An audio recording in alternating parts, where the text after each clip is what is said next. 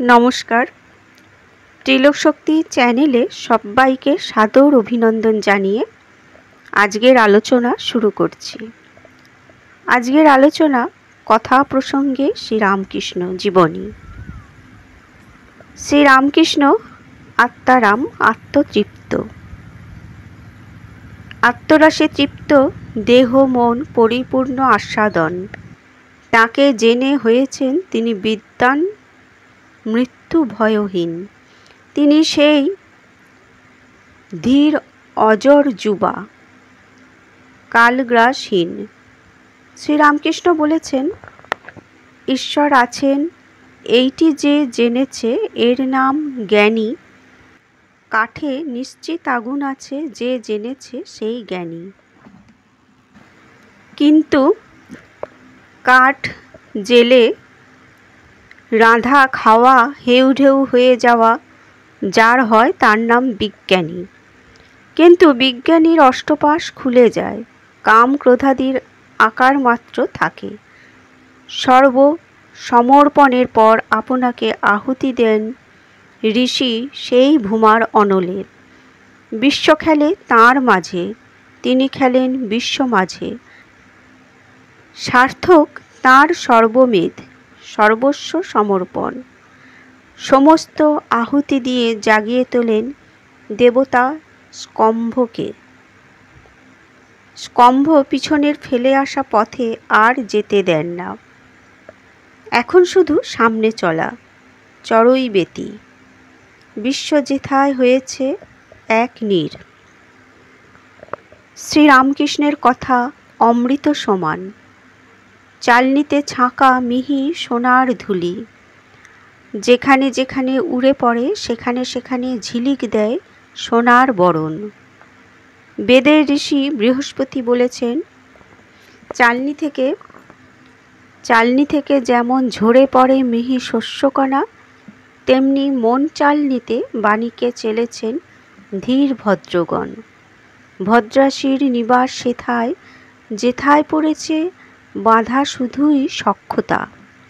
শ্রীরামকৃষ্ণ প্রসঙ্গে একথা কতখানি প্রযোজ্য, নিশ্চয়ই তা পাঠকের অবগতির অপেক্ষা রাখে না।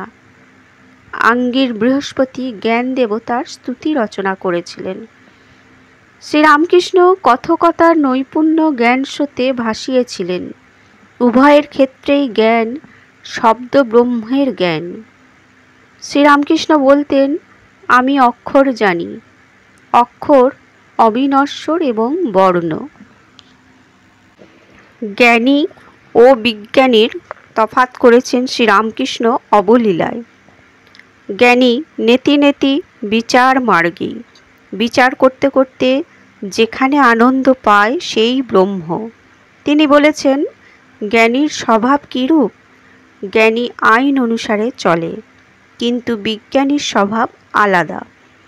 তার এলানো স্বভাব, হয়তো কাপড়খানা আলগা কি বগলের ভিতর ছেলেদের মতো। জ্ঞানীর দৃষ্টিতে যা ধরা দেয়, বিজ্ঞানীর দৃষ্টিতে তার থেকে ভিন্ন বস্তু উদ্ভাসিত হয়।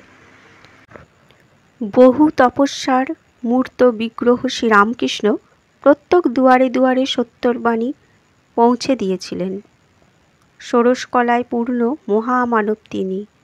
মুহুর্মুহু সবিকল্প অবস্থা থেকে নির্বিকল্প সমাধিতে মগ্ন হতেন। আবার নেমে আসতেন তুচ্ছ বাসনাকে অবলম্বন করে। কেন? মানুষের পূর্ণত্বকে জানাবেন বলে। আলোর সঙ্গে অন্ধকারের সংগ্রামে আলোর কেতন ওড়াবেন বলে। তমস মা জ্যোতির্গময়। আধার হতে আলোয় নিয়ে চলো হে পরম পুরুষ। শ্রীরামকৃষ্ণ পরমহংসদেব আত্মহোমের বহ্নি প্রজ্বলিত করেছিলেন।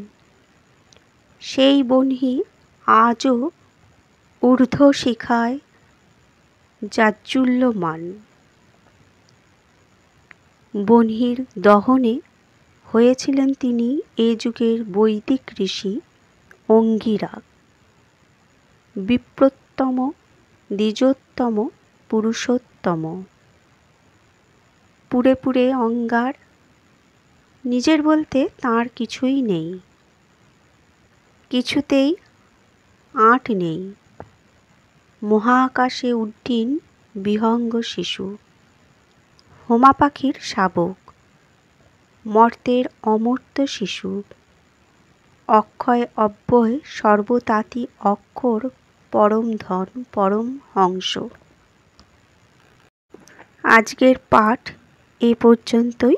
ধন্যবাদ।